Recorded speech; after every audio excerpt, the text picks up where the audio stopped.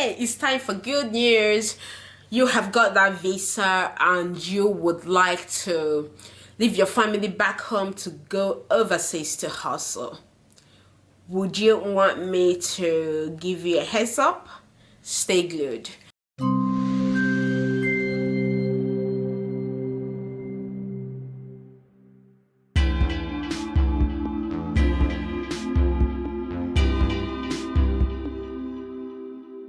My topic today would be leaving your family back home and coming to New Zealand, Australia, or any other country in the West to hustle. Does it really worth it? You are welcome back to my YouTube channel. I am Julia Chinelo, a Nigerian trained pharmacist, and I am here touring New Zealand with my family, and I share professional aspects of my life and my general life journey here in New Zealand. So if it is something you are keen and interested in, hit on that subscription button, share me out, drop beautiful comments, thumbs up will go a long way as well. So in today's video, I'm happy to share with you guys that I have got some of my subscribers that got student visas and some that got engaged by an accredited employers, and they are trying to wrap up with their plans to migrating over here in New Zealand, but they do not know if it will be more beneficial for them to come alone and hustle or to come with the family. If that's you, stay glued that you get something, because this is going to be a long video, well detailed with figures from my experience and true life journey that I've seen people around me go through. I'm going to be letting all of it out. So get your calculator so that we can punch it together, or you can use the calculator on your phone, whichever one works for you.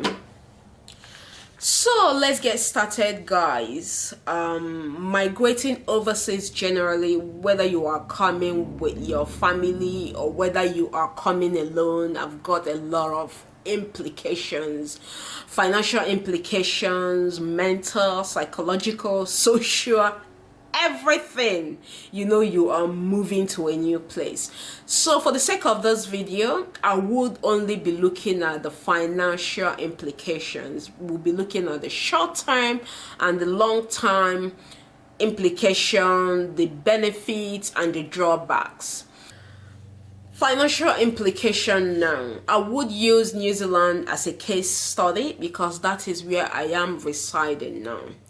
So outside the financial implication of your preparation and landing here in New Zealand, let's go straight into the amount of money you are likely to earn if you are engaged here to work on a full-time base, and if you are working also as a student, if you can generate something that would keep you going with your day-to-day, week-to-week, month-to-month living expenses. So currently, minimum wage in New Zealand is $22.70 and the living wage is $26. So here in New Zealand, full-time job starts from 33 hours per week to up to 40, 42, and being a typical immigrant with that energy, you are resilient, you want to come here and work hard. I know you can do 50 hours plus depending on your strength and what your situation is. So if you are earning from that range from $22.70 to $26 per hour, being a new immigrant, probably non-expats. I know sometimes expats migrate, so I'm looking at people that are not doing like that level of jobs that require expertise. Yeah, so you were likely to earn from $22.70 to $26. If you're lucky enough, $28, $30 per hour. So and that will average around $750 per week to about 1,000, 750 to up to 1,000 per week. And if you are like almost sleeping at your workplace, you can earn a little bit over 1,000 if you are within the wage range I mentioned. That would be 1,001 or just under 1,002. And as you guys know, anything above that in a minimum wage or near minimum wage job practically means you are living at work. And you know, the more you work, the more the tax, and it will reach the extent where you even be owing, you will be required to return something. So I would say the cap you can earn if you really working hard at that income frame range would be just under 1,200 New Zealand dollars. So let's assume you are earning an average of this amount I stipulated. That would be like 800 New Zealand dollars per week.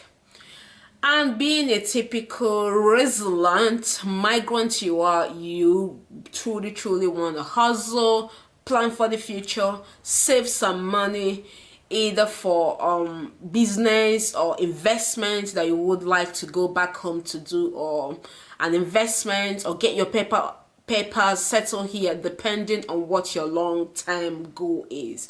So if you are earning 800 New Zealand dollars, I have to be brutally honest with you, with the standard of living here, if you're earning that amount and you are disciplined, like extremely disciplined, that you cut on your renters, that means you are flatting or something like that, or doing a homestay, that means like up to 200 to 250 of the amount you earn will be going on your accommodation per week, and probably some money for groceries. I know there are few trades or job here that you might be lucky to get offered one cost of meal, maybe your lunch or your dinner. Yeah, so let's assume you are in such job and you eat 1 meal a day at work, and that will cut down on your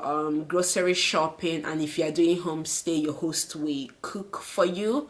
Yeah, so let's assume you've adapted to doing homestay, cooking what you're being offered and all of that, and being able to cut down expenses to the barest minimum, that you don't do brand shopping, like brand clothing shopping and all of that. So I would say technically you would be giving to 350 to 400 back to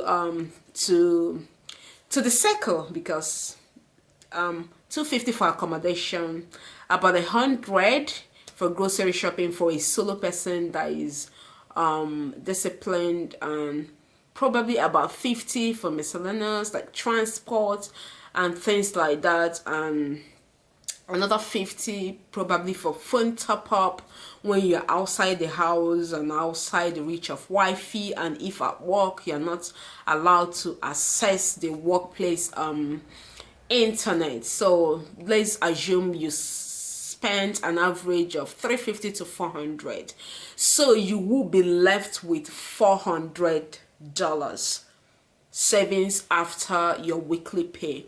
And if this 400, if you convert it, depending on your country you're watching me from, but if I convert it to Nigeria, because that's where most of my subscribers are, so that would be like 452 New Zealand dollars.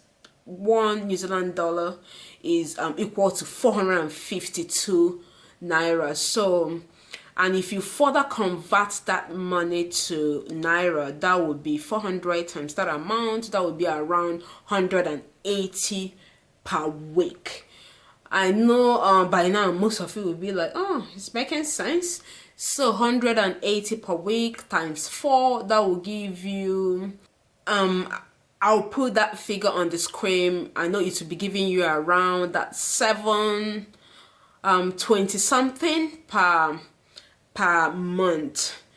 So what I would advise at this time is, you know who your partner is, and you know the kind of trust you have in your partner, if she would be able to manage that money, save it for the purpose you migrated to the Western country to work, and you would know how much of a manager, her financial discipline, and how much she would dip her hand into from that money to meet her needs, her housing, and the number of children you have to, and all of that. And you would have an idea of how much you can save for the number of years you planned to hustle overseas before going back, and see if the amount you'll be saving per month, per year, would yield the amount of money you are looking at for.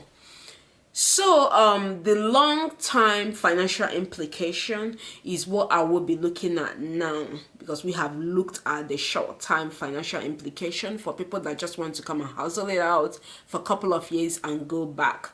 So for the long-time financial implication, if you really want to stay in the West longer than 3-5 years, as in your intention is not to come and work, hustle, get some capital and go do business or do something back home.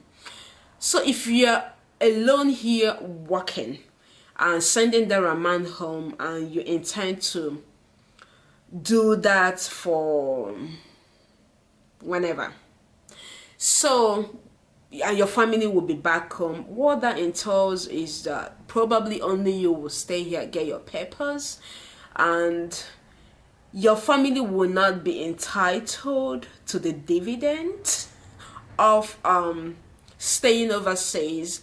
Like for example, here in New Zealand, once you have up to 2 years work visa, or once you have lived here up to 2 years and you're not a student, you would be entitled to access New Zealand healthcare system.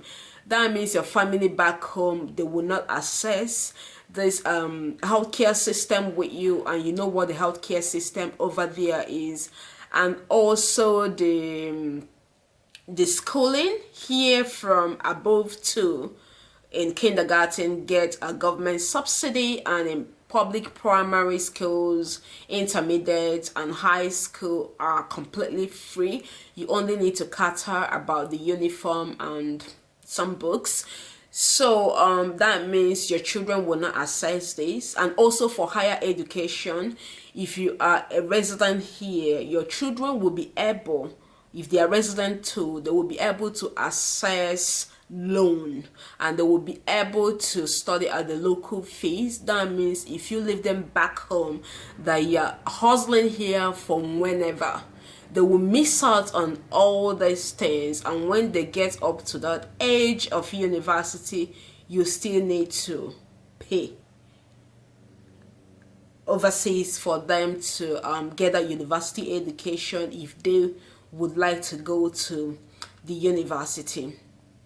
So having looked at the financial implication, long and short term, I would want you to draw some inferences from this, why I put up another video to discuss under implications, both long time and short time, that you need to have a close look at before you make that decision that you would leave your family back home, or you are migrating with them, for all of you to ruffle it out, to hustle together and see what the future will hold in place for you. So I am still your out and about lady here in New Zealand, and if you're interested in this kind of content and more insights about what living here in New Zealand, Australia and any other Western world is, stay glued and do subscribe to my channel. Bye for now.